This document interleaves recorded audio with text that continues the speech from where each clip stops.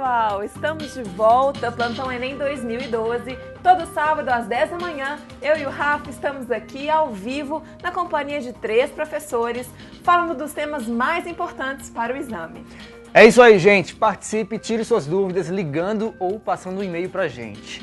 E se liga que as matérias de hoje são Física, Química e Biologia. Bom dia, professores. Bom dia. Bom dia, professores. E um tema bem quente para o Enem desse ano é o equilíbrio ambiental, que está ligado ao equilíbrio químico. Dá uma olhada no vídeo que a gente preparou para você.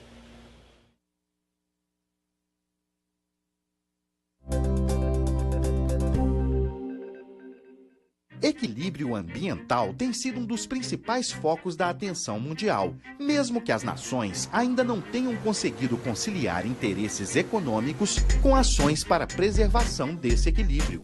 O equilíbrio ambiental depende, dentre outros fatores, do equilíbrio químico, a composição do ar atmosférico e da camada de ozônio, a salinidade do mar, a formação de corais nas águas marinhas, a acidez da chuva, a manutenção das taxas ideais de componentes do sangue.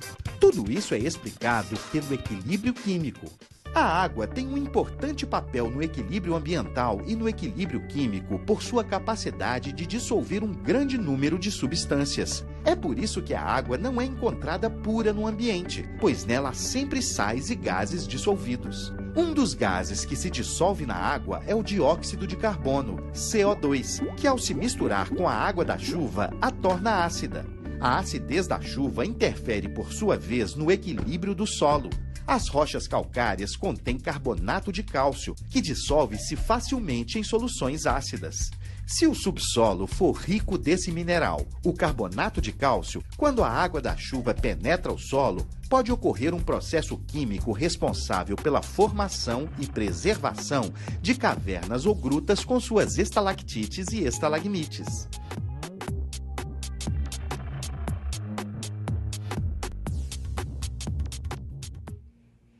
Professora Marcena, muito interessante, né, esse processo de formação das cavernas. De que forma que isso pode ser pedido no Enem? Bom, pode aparecer a equação de equilíbrio, né, e pode ser pedido que os estudantes digam quais são os fatores que interferem nisso. Então, a água, nós já falamos aqui no programa anterior sobre a chuva ácida, né, a água da chuva ela é naturalmente ácida. E ela pode ser mais ou menos ácida também, naturalmente, pela quantidade de CO2 no ar atmosférico. E é essa acidez que vai contribuir para a dissolução dos carbonatos, né, no solo, né, no interior do solo, onde são formadas as grutas. Então é isso, quer dizer, qualquer alteração na atmosfera pode causar uma alteração na acidez da água e da chuva e aumentar essa dissolução e aumentar o número de componentes do solo dissolvidos. Então é isso. Ok. E professora, a gente viu aí, né, no VT a formação que a senhora estava explicando, essa questão da estalagmite e estalactite. Muita gente confunde. Diferencia pra gente, por favor. Isso é simples. De cima para baixo é estalactite, de baixo para cima é estalagmite, né? A diferença é que a água à medida que ela escorre, ela vai evaporando também e vai formando os cristais de cima para baixo. E à medida que cai no solo, vai fazendo a mesma coisa, aumentando os cristais de baixo para cima. Né? Como existe um equilíbrio, né, as grutas se preservam, são preservadas em função desse equilíbrio que é mantido entre a atmosfera e as grutas. Né? Ok, ficou claro. Professora, né? Olha só uma questão de química que já caiu no Enem, pessoal. E aí, professora, vemos aí uma fórmula. De que se trata essa questão? Pois é, essa é sobre o equilíbrio químico nos dentes, né? A mineralização e desmineralização dos dentes.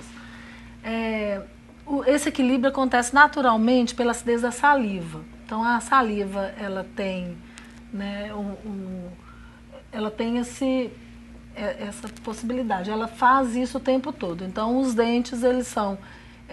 a Marina pode me ajudar com isso, né? Em dizer, porque o esmalte dentário, ele digamos, gasto e recuperado o tempo todo na boca.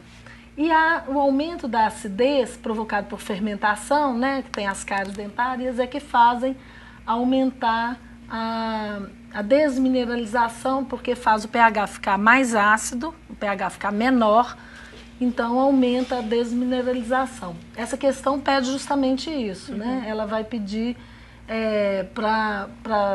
em qual meio, né? Porque tem os fatores que afetam o equilíbrio químico, e nesse caso seria em meio ácido, né? O equilíbrio é deslocado para a direita, no sentido da desmineralização. Então, quanto maior o pH da boca, mais desmineraliza. Isso que está representando essa fórmula aí?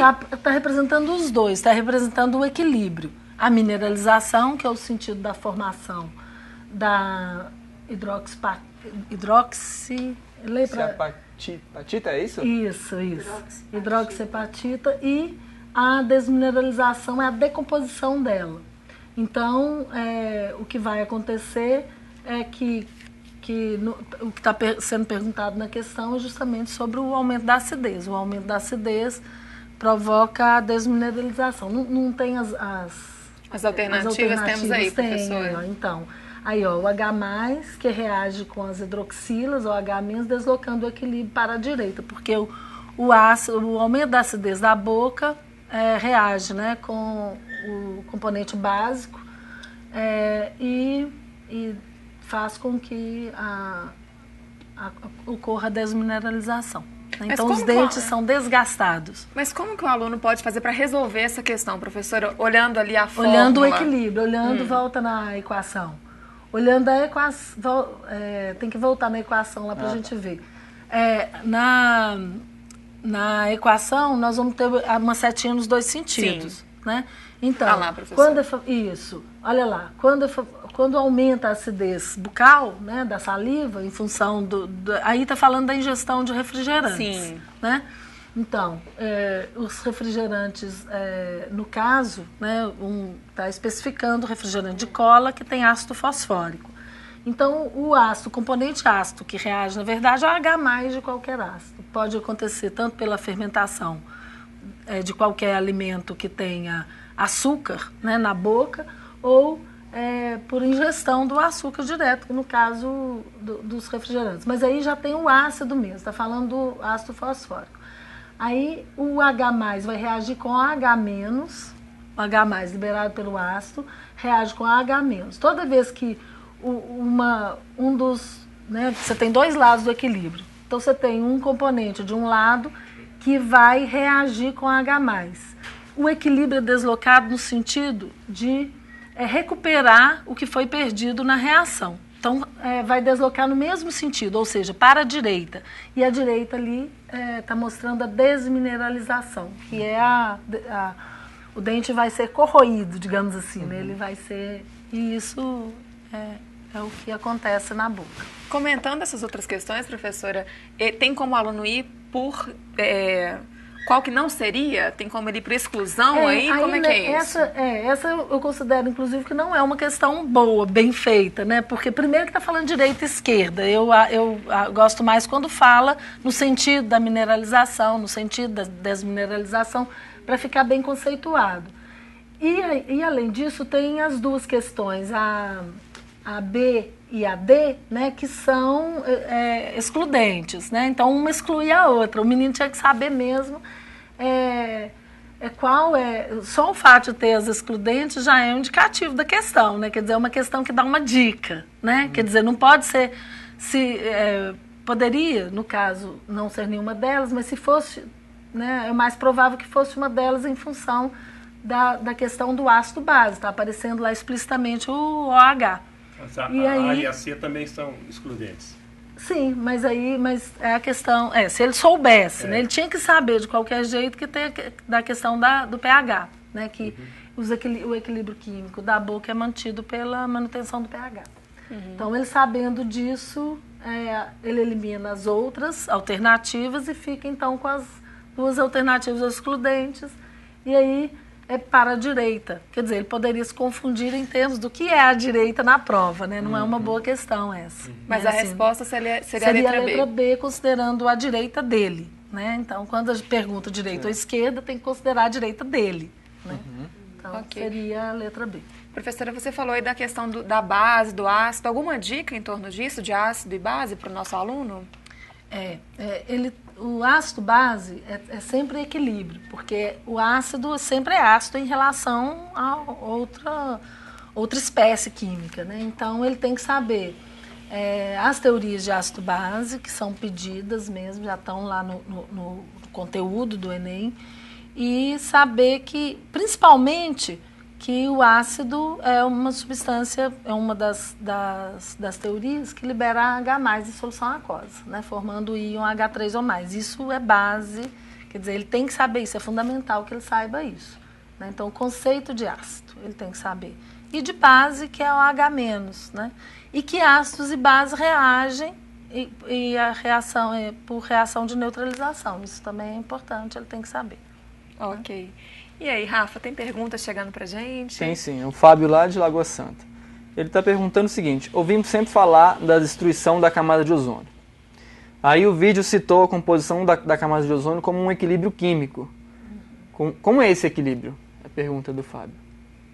O ozônio, ele pode ser, ele é decomposto naturalmente, né, por ação da energia ultravioleta, né, do Sol. Ele, naturalmente, o ozônio se decompõe em O2, ou o O2 faz a reação de composição do O3, que é o ozônio. Isso acontece naturalmente o tempo todo na atmosfera, mantendo nas camadas superiores da atmosfera, né, e aí o ozônio se mantém em equilíbrio, né, nessa camada. E é o ozônio que protege a Terra da ação dos raios ultravioleta. Né? Então, é isso que funciona.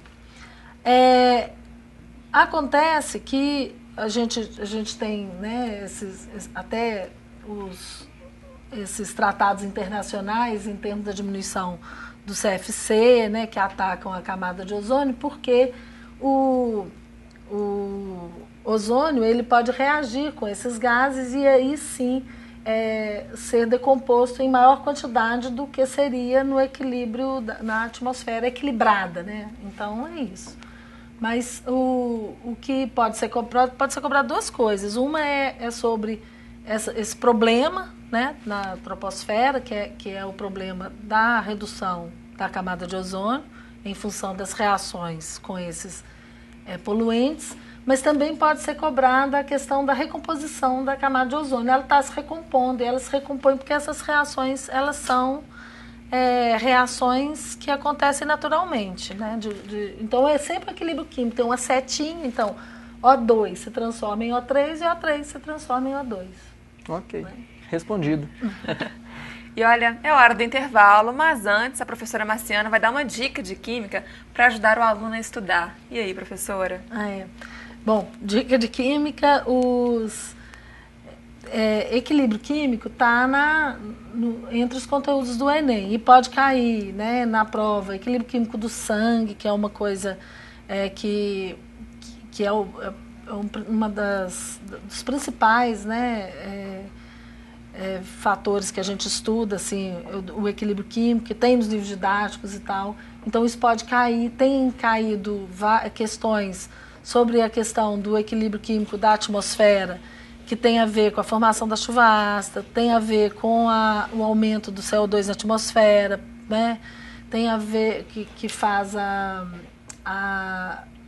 o aquecimento global, enfim, o desequilíbrio do efeito estufa é causado, então, pelo aumento do CO2. Então, tudo isso tem a ver com equilíbrio químico e pode estar presente na prova do Enem. Ok.